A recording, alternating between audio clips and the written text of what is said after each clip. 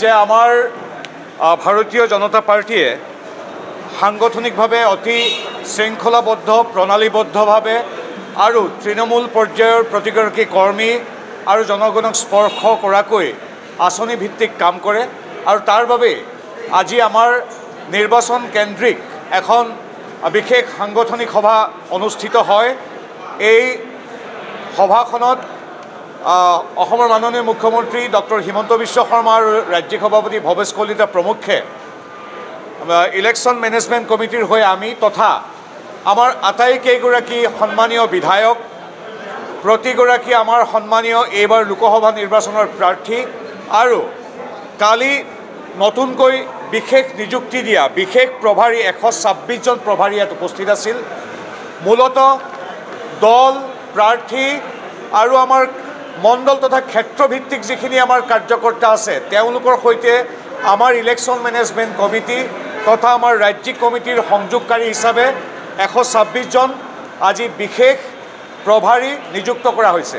তেওঁলোকৰ লগত আমি ইয়াত ৰণকৌশল বুলিয়ে কওক বা আমাৰ কৰণীয়ে বুলি কওক, সেই গোটেই কথাখিনি আমি প্ৰায় 3 ঘণ্টা ধৰি আমি আলোচনাত মিলিত হ'লোঁ। মুখ্যমন্ত্ৰী ডক্টৰ হিমন্ত বিশ্ব শৰ্মাদেৱে আমাক মাৰ্গদৰ্শন দিলে। মূলতঃ এইখিনিয়ে কথা। আৰু আপোনালোকে জানে এইবাৰ নিৰ্বাচনত আমি সচৰাচৰ যিদৰে প্ৰচাৰ চলাওঁ সেইখিনিতো থাকিবই, যিদৰে আমাৰ সভা সমিতি ৰাইজৰ ওচৰলৈ যোৱা, ৰাইজৰ মনৰ কথা বুজ লোৱা, সেইবিলাকতো চলিবই। আৰু এতিয়া আপোনালোকে জানে যে আমাৰ 28খন গাড়ীয়ে বিভিন্ন অঞ্চলৰ পৰা আমাৰ সংকল্প পত্ৰ বা যিখিনি বহুতে ইস্তাহাৰ বুলি কয় তাৰ বাবে আমি ৰাইজৰ মতামত লৈ আছোঁ, সেইবিলাকতো চলি আছে। আৰু এই 126টা সমষ্টিত আজি নতুন নিযুক্তি।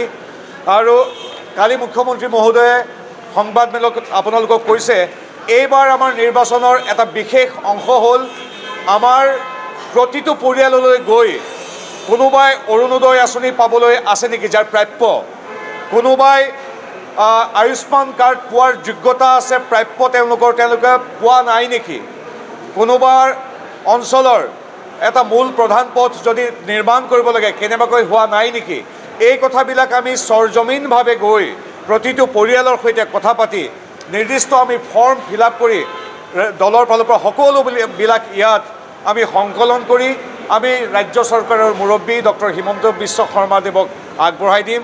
এইখিনি আটাইতকৈ নতুন ইতিবাচক কথা, য'ত ৰাজনীতি সমাজনীতিৰ সমান্তৰালভাৱে প্ৰতিটো অঞ্চলৰ যাতে সামগ্ৰিক বিকাশ উন্নয়ন হয় সেইকাৰণে আমাৰ এই নতুন এক কাৰ্যসূচী লৈছোঁ। উল্লেখযোগ্য যে আনকি মেট্ৰিক পৰীক্ষাৰ্থী বা পৰীক্ষাত পাছ কৰা ছাত্ৰীসকল যাক আমি নিযুত মইনা আঁচনিত সামৰি ল'ম, তেওঁলোকৰ মনৰ কথা তেওঁলোকৰ ইচ্ছাও আমি ইয়াত সামৰি ল'ম। প্ৰায় 7টামান বিষয়বস্তু সামৰি নিৰ্বাচনৰ প্ৰচাৰ, মানুহৰ ঘৰলৈ যোৱা, মনৰ কথা লোৱা, আশীৰ্বাদ লোৱা, এইবিলাক সমান্তৰালভাৱে এইটো নতুন যিটো মুখ্যমন্ত্ৰী মহোদয়ে ইতিবাচক আৰু পূৰ্বতে ক'তো নোহোৱা কাম হাতত লৈছে এইখিনিও আমি চলাই যাম। ইয়াৰ বিষয়ে আমি আলোচনা কৰিলোঁ। বাকীখিনি আমাৰ কিছু ভিতৰুৱা আভ্যন্তৰীণ কথাও আছে। সি যি কি নহওক খুব ইতিবাচকভাৱে আমি আগবাঢ়িছোঁ আৰু আমি ভাবোঁ বিপুল এটা অভিলেখ গঢ়ি আমি এইবাৰ নিৰ্বাচনত ৰাইজৰ আশীৰ্বাদ লভিবলৈ সক্ষম হ'ম।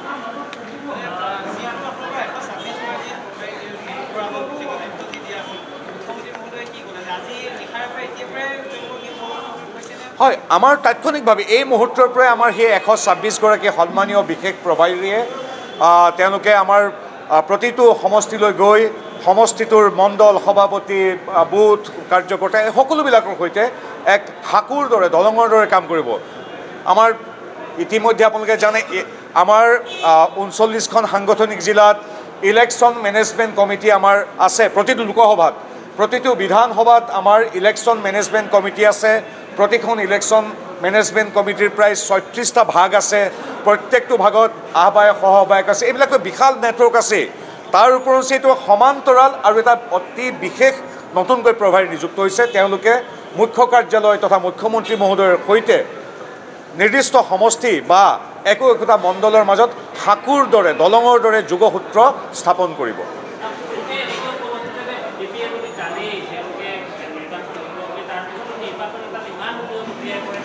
সেইটোৱেতো নিৰ্বাচনৰ বিশেষত্ব। নিৰ্বাচন নাথাকোঁতেও জনসংযোগ, ৰাইজৰ মনৰ কথা, ৰাইজৰ সৈতে সময় কটোৱা প্ৰতিখন চোতাললৈ যোৱা এই কামখিনিতো বেলেগতকৈ বিশেষত্ব বাকী ৰাজনৈতিক দলবিলাকে নিৰ্বাচনৰ আগত পুলিচ চৰাইৰ দৰে আহে কিন্তু প্ৰতিটো মুহূৰ্ততে সুখে দুখে অতি সাংগঠনটো শক্তিশালী কৰি ৰাইজৰ সৈতে সময় কটোৱাটো ৰাইজৰ সৈতে ৰাইজৰ মনৰ কথা জনাটো ৰাইজৰ সৈতে সাংগঠনিক শক্তি বৃদ্ধি কৰাটোৱেইতো ভাৰতীয় জনতা পাৰ্টিৰ বিশেষত্ব গতিকে আমি ভাবোঁ এইটোৱে হ'ল আমাৰ অতি বিশেষত্ব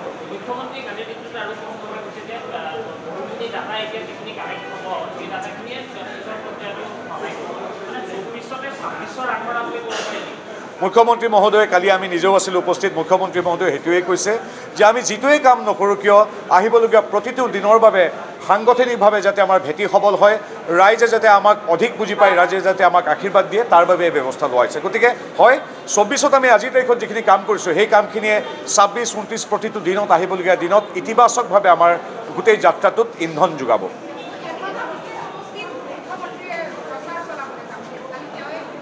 তো মুখ্যমন্ত্ৰীয়ে জনাইছে তেখেতৰ বক্তব্যৰ ওপৰত মই নকওঁ মুখ্যমন্ত্ৰী আমাৰ সকলোৱে জানে আমাৰ এগৰাকী মাৰ্গদৰ্শক তেওঁক সকলো সমষ্টিয়ে বিচাৰে ৰাইজে ওচৰৰ পৰা বিচাৰে গতিকে মুখ্যমন্ত্ৰী মহোদয়ে প্ৰায় শতাধিক ঠাইত সভা বা ৰোড শ্ব' কৰিব গতিকে 126টা সমষ্টিয়ে বিচাৰিছে সময় কেনেকৈ মিলাই এইটো তেখেতে চাব এইখিনি আমাৰ ক'বলগীয়া অসমবাসী ৰাইজৰ আশীৰ্বাদৰ বাবে আমি আনুষ্ঠানিকভাৱে ভাৰতীয় জনতা পাৰ্টিৰ পৰা পুনৰবাৰ আপোনালোকক ৰাইজক ধন্যবাদ জনাইছোঁ সংবাদ মাধ্যমৰ জৰিয়তে নমস্কাৰ মই কমলিকা কাশ্যপ প্ৰথমে মই এনি ভাৰত 24ৰ প্ৰত্যেকগৰাকী কৰ্মকৰ্তালৈ শুভেচ্ছা জনাইছোঁ যে এনি ভাৰত 24 শীঘ্ৰেই ছেটেলাইট চেনেল হ'বলৈ গৈ আছে আৰু তাৰ লগতে মই এইটোৱে জনাব বিচাৰিম যে এনি ভাৰত 24ৰে আৰু আগবাঢ়ি যাওক ভাল ভাল কাম কৰি যাওক আৰু সৎ পথত কাম কৰি যাওক সেইটো ধন্যবাদ দিব বিচাৰিম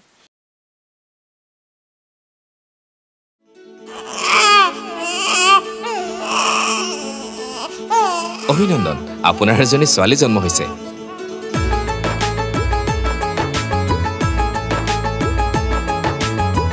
লাহি পাহি এজনী পৰি আহিলে ঘৰখন